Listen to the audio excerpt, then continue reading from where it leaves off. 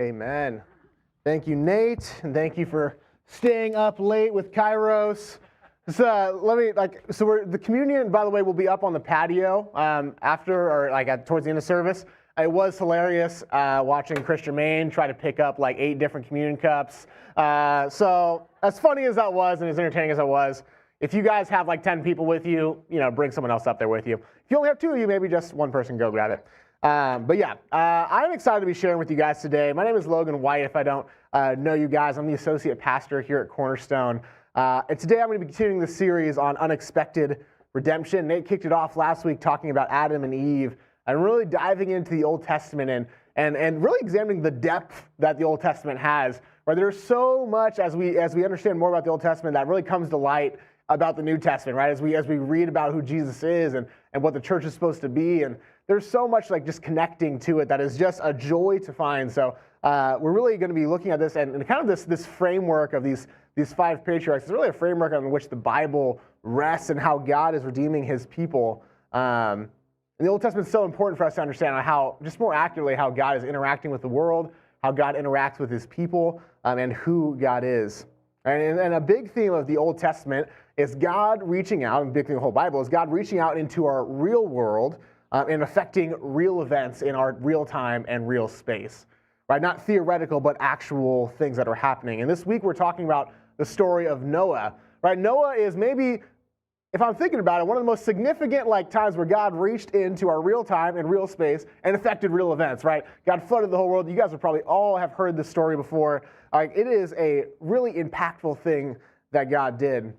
And I want to draw this out for you guys in this, that Noah's life really reflected a preparation for God to act and to work in His real world, in His real time, and His real space. And because of that, God redeemed Noah and his family. And in the same way, I want us to think about how we can be preparing and living our lives in a way where we are ready for God to work in our lives in a real way, in our real time, in our real spaces. Right? Really taking responsibility for our own spiritual faith, our own spiritual walk with Jesus, right? There's this idea of being a gatekeeper of your own faith, where we're actually in charge of and responsible for what we're allowing in and what we're building out of it, us taking responsibility for what God is doing in us. And we're going to get into that day. Before we get into that, I drew up something for you guys on the whiteboard. How many of you guys like the whiteboard, by the way? There's a couple of us here, right? We had a big debate going on between the sound. The sound guy was neutral, but the visual effects team was very anti-whiteboard. And me and Nate were pro-whiteboard. So it's a very divisive issue. Anyways, so I just want to draw this is kind of a framework for this series and how we're going to talk about things and how we can think about Nate's message from last week and how we can think about everything going forward. So I'm going to turn like the weatherman here, right? This is like fancy thing here. So last week, this is where Nate was. We talked about the Garden of Eden and Adam, right? This is where God starts this out at in a actual location, right? There's an actual physical location in Eden, right? He creates everything, and He creates man, He creates woman, right? And then Adam and Eve sin, as we talked about last week, and it breaks this line, right? And it starts this downfall, right? This just continual furthering into wickedness and sin. And that's what we're going to jump into today. It's we left last week. Adam just left the garden, and we're going down, right? It's like this free fall that happens. And so we leave from here, we go down, and we, as humanity, are on this line, right? We are in our wickedness and we are in our sin, going this direction into eternity, right? And that's where we are still currently in many ways, and it's where we would continue to be forever if God had not acted, right? So Noah is really the first act of God's redemption of humanity and redemption of the world. So Noah is the first thing we're going to talk about today as we start this arc that leads us up to Jesus, right? Abraham, Moses, David, and Adam. These are like the 5 major patriarchs of the Old Testament. Right? They lead us to Jesus. And beyond Jesus, though, it's something I want to kind of draw out for us today, is there's actually this new creation too, right? God eventually meets us, as the Bible describes, as this new Jerusalem, right? This new physical place where when Jesus comes again, we will return and be with God, right? See how that just parodies off of how God's original creation was so clear, right? This is just a framework for us to talk about how God is redeeming humanity, right? How God works in this narrative. Right? This series is called Unexpected Redemption. And the series is really, it is just all these people is just God showing them incredible grace, except for Jesus. Jesus is God, but showing them incredible grace to bring them up out of this wickedness, right? Like, we all are here, and all these people make significant mistakes in their lives where we're like, oh yeah, they're still here. Like, this is where they still deserve to be. They're not perfect, even though many of them do amazing things. They're not perfect, right? They still remind us that they're with the rest of us right here on this baseline, but God is redeeming them, right? This is God's narrative. And what's unexpected about them is none of these people, even though they do amazing things, they're not remembered. We don't talk about them because they had a bunch of great ideas. They were really strong. They were able to figure out how to live life on their own really well. They weren't really just, oh, these people are super rich, so we talk about them, right? We talk about them because God chooses to redeem them, right? God chooses to redeem their stories. Right? They, as Nate talked about last week, really they choose to do something God's way instead of their own way, and that's really the memorable thing about them. So this narrative, this story is much more about God calling these people to himself, and them by God's grace actually doing it his way instead of doing it their own way. Right? And the reason why I remember them is because of their faith and because God did great things through them. But we can make this mistake sometimes when we talk about these different characters of really kind of idolizing them, right? David slaying Goliath. You can slay your own giants in your life, right? Moses parting the seas. If only you can part the seas of destruction and disorder in your life, you'll be okay, right? You guys have heard these kind of things before, right? Right, we look at these people because they did do amazing things, right? David is an incredible figure. They do many admirable things in their life, but the mistake that we can make is we really idolize and admire them and miss the point that they're not the heroes of the story. Right? This is God's story. This is God's narrative, right? God is calling these people out. He is redeeming these people out from this baseline, right? And they all, in different ways, return to that line. But by God's grace, he redeems them. And the only person on this board we're supposed to emulate is Jesus, because all of them still, in many ways, in major ways, choose to do it their own way instead of God's way. And their redemption leading up to Jesus is unexpected because God continues to give them grace individually as people, but also continues just to give mankind grace as he is still doing this story, still proceeding with this narrative despite their failures, bringing us closer to Jesus. Right? Because the rest of the humanity continues on this line, right, forever. They're still like we are before the story of Noah, and as we're about to get into, we are stuck in our sin. We're still living how we think we should, opposed to how God tells us we should. Right? And just as these patriarchs, these famous guys fall back down this line, we do the same thing. And it's only by God's grace that we continue on this narrative. So as we jump into the story of Noah, let's keep this framework in mind. If you guys will turn in your Bibles or in your apps to Genesis chapter 6, we will pick up on this kind of descending line of humanity right now, right? We're going to skip by, there's like Cain and Abel happens here where murder enters the world, and where we jump in is like we're at the bottom of this line, right? The world is just terrible and a horrible place. And this is number one in your notes, is mankind continues its turning from God until God decides to act. Now, it continues on this line. It continues turning from God until God decides to act. All right, and on a side note, I'm going to be in Genesis 6 today, but I'm going to be jumping all over the Noah story. So I would encourage you guys later today to read the Noah story for yourself, just because I have to jump around for the sake of time this morning. So let's start out in Genesis 6, though, verses 5 through 18. This is the story of Noah. The Lord saw how great the wickedness, this is verse 5, the wickedness of the human race had become on the earth, and that every inclination of the thoughts of the human heart was only evil all the time. The Lord regretted that he had made human beings on the earth, and his heart was deeply troubled. So the Lord said, I will wipe from the face of the earth the human race I have created, and with them the animals, the birds, and the creatures that move along the ground, for I regret that I have made them. But Noah found favor in the eyes of the Lord. And this is the account of Noah and his family. Noah was a righteous man, blameless among the people of his time, and he walked faithfully with God. Noah and his three sons, Shem, Ham, and Japheth. Now the earth was corrupt in God's sight and was full of violence, and God saw how corrupt the earth had become, for all the people of the earth had been corrupted in their ways. So God said to Noah, I'm going to put an end to all people, for the earth is filled with violence because of them. I'm surely going to destroy both them and the earth. But God has a plan for Noah in this, right? God gives him instructions on how to build an ark. And skipping down in verse 17, he instructs him to build an ark because he's going to do something with it. He says, I'm going to bring floodwaters on the earth to destroy all life under the heavens, every creature that has the breath of life in it. Everything on earth will perish.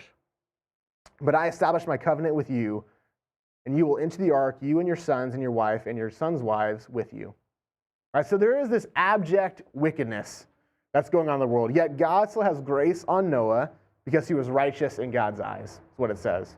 All right, Noah is prepared for God to act in his real life, in his real time, in this real space.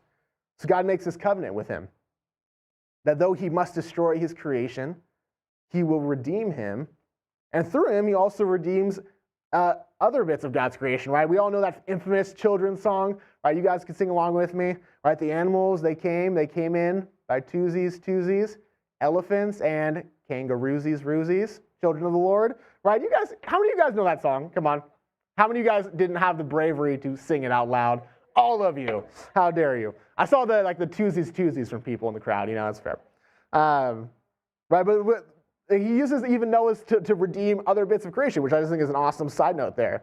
But I want us to think about with this flood, I want to think about it a little bit differently than I think how we normally process this event, at least how I've normally processed it. I normally think about the flood as this horrific natural disaster, right? Kind of like the tsunamis that happened in 2004 in Indonesia, right? These just like this horrific natural event that happened to the world. Well, the flood, I'm sure, was terrifying, but it has a lot more significance than just like a natural disaster that happened, right? It is a decreational event. That's number 2 in you guys' notes if you're following along, that the flood is not a natural disaster, it's a decreational event. It's a decreational event, right? Noah goes on to build the ark as God commands him to do. But listen to this language of this. This is not natural disaster language. This is actually how God describes the flood in Genesis chapter 7, starting verse 11. In the 600th year of Noah's life, on the 17th day of the second month, on that day all the springs of the great deep burst forth, and the floodgates of the heavens were opened. And rain fell on the earth for 40 days and 40 nights. Now, skipping down to verse 17, just listen to the language that he uses to describe what the earth looks like. For 40 days, the flood kept coming on the earth, and as the waters increased, they lifted the ark high above the earth. The waters rose and increased greatly on the earth, and the ark floated on the surface of the water. They rose greatly on the earth, and all the high mountains under the entire heavens were covered. The waters rose and covered the mountains to a depth of more than 15 cubits. Every living thing that moved on the land perished, birds, livestock, wild animals, all the creatures that swarm over the earth, and all mankind. Everything on the dry land that had the breath of life in it, in its nostrils, died. Every living thing on the earth was wiped out, before, people and animals and creatures that moved along the ground, and the birds were wiped out from the earth. Only Noah was left, and those that were with him in the ark. All right, I want you guys to notice that language there, right? Water burst forth from a couple different areas, right? There's 3 different spots. From the deep, it describes the floodgates of heaven, and it rained. Right, just like the rain on top of these other things, right? It's just like, so you're having a crappy day and all of a sudden it's raining on you, right? There's like this third thing here. This description of what the world looks like afterwards, right, is of this world that is completely covered in water. It is featureless. It is void of features, right? And everything that is on it dies except for Noah and the animals that are on it, and his family and the animals that were in the ark with him. Right, they're left on this featureless world. Right, now let's go back to Genesis chapter 1, how God makes creation, how God makes the world, and see how that language is similar. Right, in verse 1 it says, in the beginning God created the heavens and the earth. Now the earth was formless and empty. Darkness was on the surface of the deep, and the Spirit of God was hovering over the waters. Skip down to verse 6. And God said, let there be a vault between the waters to separate water from water. So God made the vault that separated the water under the vault from the water above it. And it was so God called the vault the sky. And there was evening and there was morning in the second day. And then God said, let the water under the sky be gathered in one place, and let dry ground appear. And it was so. God called the dry ground land, and the gathered waters he called the seas. And God saw that it was good. Right? God starts with this formless world where it describes the world is filled with waters over these deep waters. Now, there's no land and there's no light. And God creates light, But then he also separates the waters as a part of his creational event. He says he makes a vault, right, a separation or an expanse between the water and the sky. And so there's water above in the sky and there's water below on the land. And then he separates the water that is on the land or on the ground to create land. Right? And after all of this, he creates animals and all these things that he goes on to create. Right? So back to the story, you can see how God reverse engineers this creation. Right? He isn't creating a natural disaster. He is bringing back together the waters that he separated. Right? Water bursts forth from the deep. Water bursts forth from the vaults, and it rains. Right? God is bringing together this thing that he separated. Right? The earth returns to this formless, featureless place that is void of creation outside of Noah and the ark, just as Genesis 1 describes. And because of that, the life that God had created on earth is killed because he has decreated it. He hasn't just flooded it. So now Noah finds himself floating on over a world that is formless and void, right? It's kind of different than the children's story I think we remember hearing. I don't know. This is different than what I grew up with, the twosies, kangaroosies. Right? It is different. Right? God's punishment for our wickedness is not simply to punish creation with the flood, but it is to undo what he has made, right? To decreate it, to restart it. Right? And it says something about God that although he does destroy the world, he still redeems people. Right? He still redeems Noah and the family. Like, he could have just started all over again from scratch. Like, he's like right there, right? He's just done all those things. But he still redeems people, right? He made this promise to Adam, as we talked about last week. He makes a promise with Noah, right, to save them. And our God is a redeemer, meaning that he brings things back to himself. So it's not a total recreational event, right? Because of the covenant God made with Noah. Noah and his family and all those animals on the ark are kept safe, and eventually the waters withdraw, right? God separates again the waters from the land and the sky, and he returns the world to this new state, but with this remnant of this old creation, right? It's not this total recreation because there's still this leftover, right? Noah and his family are still, and these animals still are from the original creation, right? Now, looking at Noah thus far, we would say that he has shown some pretty exceptional faithfulness, right? He does life God's way because of this, God saves his family. Noah's faithfulness is an admirable thing. He dedicates likely about 100 years of his life and his family's life to build this massive boat, right, in the middle of a field, which ends up being about 10% of Noah's life. Noah lives to be 150 years old. This is before God shortens the life of people. But think about that. Right? If you heard something from God tomorrow to go spend 10% of your life, so 10 years, to build a giant boat in the middle of Kansas, and you're going to take all your family and yourself, you're going to spend all your time doing it, you're going to spend all your resources on it to build this boat in the middle of Kansas with the expectation that one day it's going to be like beachfront property. Right? That sounds kind of crazy. Right? That is admirable faith from Noah to do that. And it's 100 years. That, even if you live to be 1,000, 100 years seems like a long time. Seems more dramatic than 10 years. Right?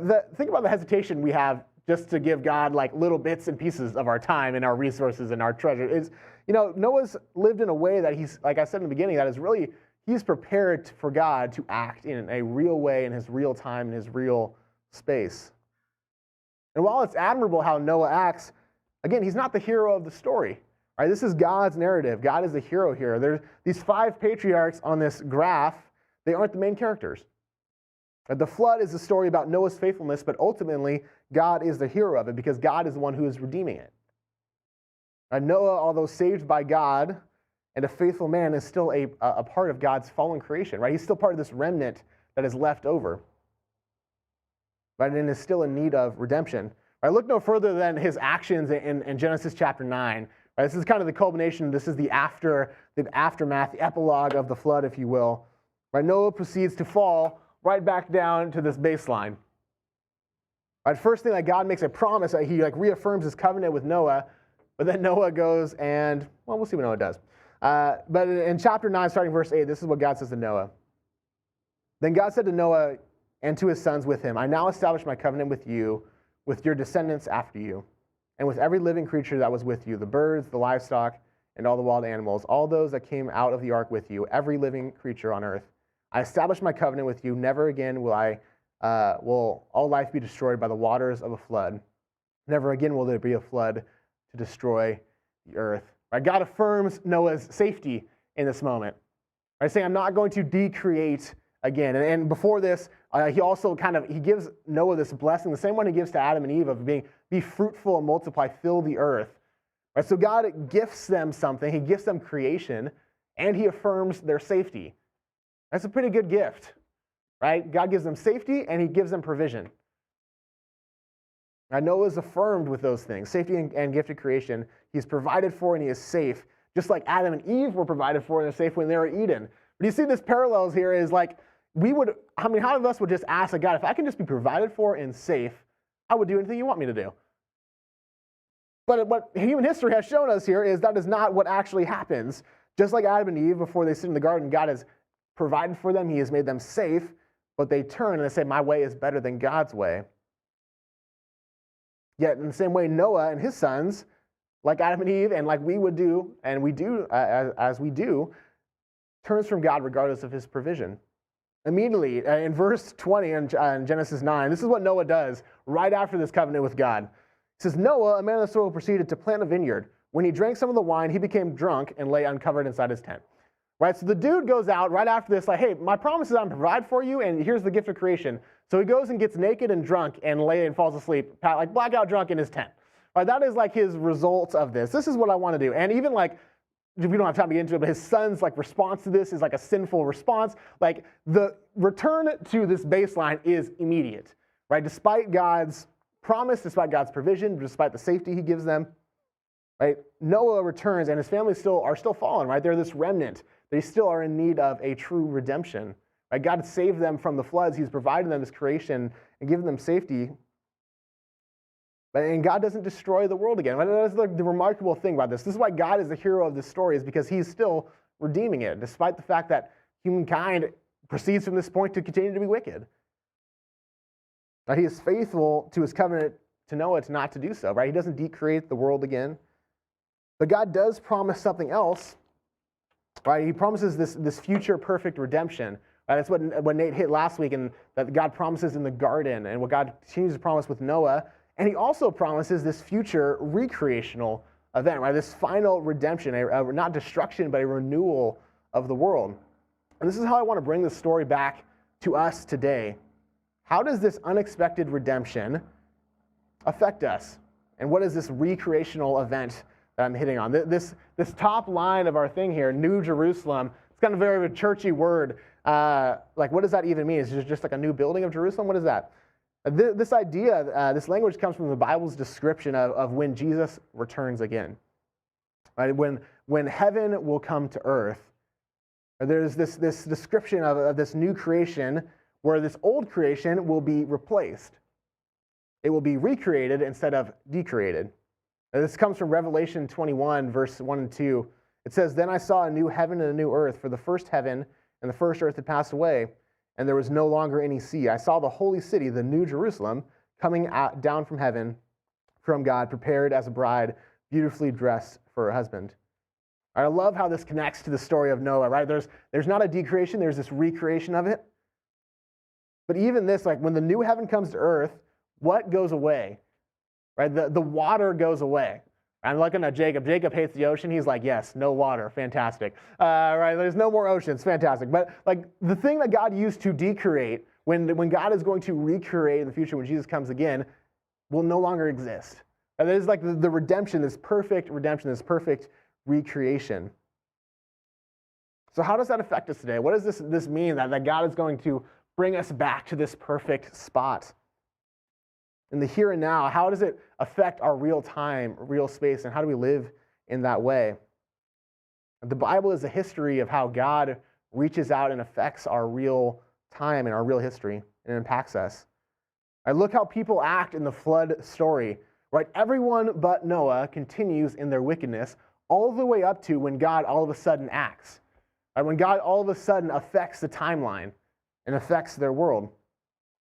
And his creation is decreated. And only Noah and his family who pursued life God's way were saved from it because they lived in a way that honored God. Similarly, this is how the Bible talks about Jesus' second coming. 1 Thessalonians 5, 2 through 6 describes what this will be like. It says, "For you know very well that the day of the Lord will come like a thief in the night. While people are saying peace and safety, destruction will come on them suddenly as a labor pains on a pregnant woman, and they will not escape. But you, brothers and sisters, are not in darkness, so that this day should surprise you like a thief. You are all children of the light and children of the day. We do not belong to the night or the darkness. So then let us not be like the others who are asleep, but let us be awake and sober." Or we know that the Bible is full of this promise that Jesus will come again, right? If you guys just read through the Gospels, I mean, Jesus talks about this all the time. There is a constant narrative and looking forward to, as soon as Jesus dies, when he's going to come back. This is a promise that there will be this recreation that we all get to be a part of. But just as we read, what will happen similarly to how God seemingly suddenly, right in the story of Noah, seemingly suddenly reached out into a wicked world and decreated it and only redeemed Noah's family, similarly, God will reach out again into a wicked world and recreate. Seemingly suddenly and out of nowhere. For at least for those in the darkness, right, to recreate and to redeem with Jesus in the second coming. But God frequently acts in this way, where it seems to be sudden and it seems to be out of nowhere. Think about when Jesus came the first time. Right? He came into the world, there wasn't a countdown. There is this sudden arrival of a Messiah. And a sudden arrival of Jesus who will make a way for God to redeem those remnant of the people on the ark, right? These people, this leftover of God's original creation. And there is this day where God will again send Jesus to complete this narrative and to complete this redemption of his creation. And we're not in the dark about that. And that is a significant thing when we talk about Jesus' second coming. It kind of gets caught up in all this like apocalypse talk, and it's kind of just weird and uncomfortable and crazy. But really what we need to know about the second coming of Jesus is that it should affect how we live our lives today, right? Because we should be preparing for that to happen. Because we don't know exactly when it happened. We do know that it will. Right? So we should live our lives in a way where we are prepared for Jesus to come again. We know that at some point Jesus will return. The Bible is so clear about that. But should affect how we live our lives on a day-to-day basis because we're not in the dark. Right? We know what God is going to do, and we know that God is going to, again, affect our real time, our real space, and our real lives. For me, this promised return of Jesus reminds me of the necessity, one, of sharing the gospel with other people, right, and living my life faithfully to God's calling. Because God has made a way, a path of redemption. It has given us the task of letting people know about it. Right? Similar to the story of Noah, not everyone will be saved in this second coming of Jesus.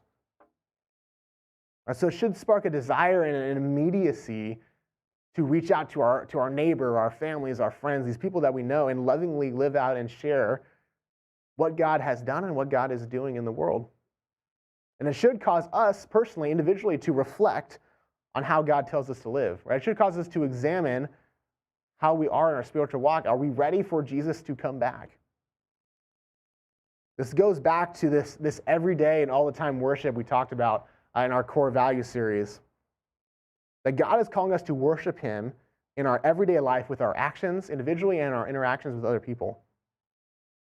So I think this question of how is God calling you to live more like Jesus, to live in a way that is reflective of his return, and it is probably constantly changing for you.